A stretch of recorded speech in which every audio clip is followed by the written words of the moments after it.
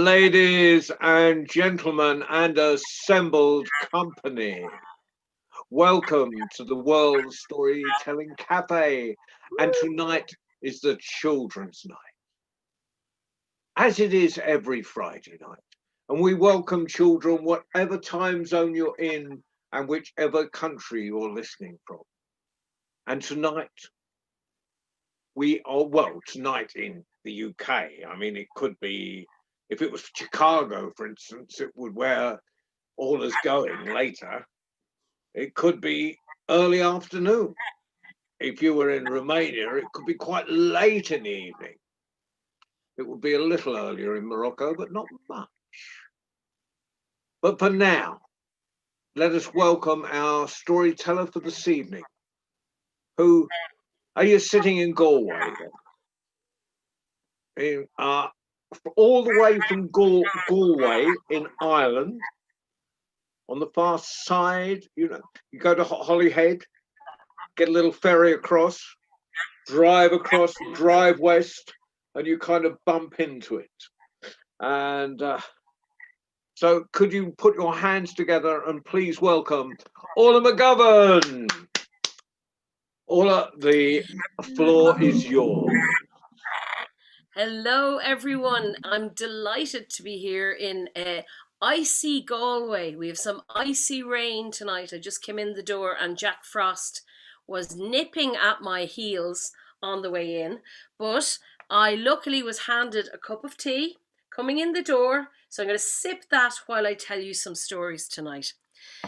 And if you're tuning in somewhere where it's warm, I'm really happy that you're nice and warm and toasty, but for me, I have to do a little bit of this when I get in the door before I tell my story. So maybe we'd all just, if we're feeling a little bit nippy, just warm our arms up a little bit like this. Have a bit of a stretch. Ooh, that's brilliant. It's always good to stretch before a story. So I was telling my friend John earlier, I was helping out with my elf friends earlier on because Santa paid a surprise visit to the west of Ireland today. So I got a little bit of a glimpse of Santa, and Santa was wearing the same colour as John's hat. So sometimes I wonder if I'm seeing Santa, but I'm seeing John. So I had to do a double take and check out that it was really Santa, and it was. So today I thought I would tell you some stories that have a little bit of mischief in them. Have we any mischief makers here? Let me see. Ooh, hands up if you're a mischief maker. Anybody? I see David putting his hand up. Definitely. Okay, brilliant. So all these stories today that wanted to be told all have a tiny bit of mischief or something about playing a trick on people in them. And I might need your help for some sound effects or some words as well. So I'll be calling on you in a moment to do that. I want to tell you, I grew up on the other side of Ireland. I grew up in Dublin, which is closer, John, to Holyhead than where I am now. And when I grew up, we used to play on the streets all the time when we were kids. We would play skipping and we would play jumping. And we would play this one game that we called German jumps. And I believe it's also called Chinese skipping. And I believe it's called French skipping, and it's got lots of different names. I'd love to know what the name is where you are. Maybe it's got a different name in Morocco. And what you do is you get big long pieces of elastic and you tie them together and you stand with, somebody has two legs here, somebody has two legs here, and you stretch them apart. Anybody, Stephanie's nodding a little bit, do you recognize this? And you jump in and out of the elastics. And we call that German jumps, but I know it's called a different name all over the world. So my story is a little bit about a rhyme you would sing. So you'd always sing a little rhyme as you're jumping in between, in and out. You'd sing a rhyme to keep the rhythm. But sometimes these rhymes are old stories. And this rhyme now is one that's also going to teach you a little bit of a Dublin accent. Is everybody ready? Can I see a wave of hands if you're ready for a Dublin accent? Okay, so here's what I need you to do. I'm going to pick up my little instrument here. And when I go like this, rat-a-tat-tat. Can you all say rat-a-tat-tat? Rat-a-tat-tat. Fantastic. Fantastic. It doesn't matter if there's an internet delay, we'll keep it. And the other thing I want you to do is when I go like this, I want you to say, this is your Dublin accent, I want you to say, go on our dat. Can we try it? Go on our dat. Wow. Whoa, there's loads of Dublin accents here. Brilliant. I love it. I love it. So this is also a story about what you used to do when you'd knock at somebody's door and run away and you would hide behind a car or a hedge. And sometimes it's very funny and sometimes it's very annoying for the person who has to keep going up and opening their front door. So if you've experienced somebody knocking at your door doing this, you know what I mean.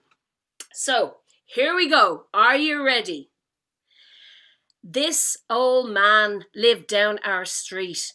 He's the grumpiest fella that you ever would meet. When you'd knock on his door with a rat-a-tat-tat, he'd roar out the window, go on out of that. I love it. There's a bit of an echo. He ate fried sausages for his tea and he'd never give any to you nor me. If your ball went over, that was that. You'd never get it back from. Go on out of that. He had a little budgie called Kidney Pie. Now she was the apple of his eye. But one day, Kidney Pie flew out, got stuck in my nana's chimney spout. We clapped her hands and gave her a fright, and up she flew into the night. We caught her in my cousin Johnny's jacket. Oh, she made an awful squawking racket. So down we went to go on now at that. And we knocked on his door with a rat-a-tat-tat. What's all this? Said, go on out of that. But you're knocking on my door with a rat-a-tat-tat. Well, under my arm was a bird so black, peeping out from an old coal sack, covered in soot from the chimney pot, but happy as Larry that she was caught.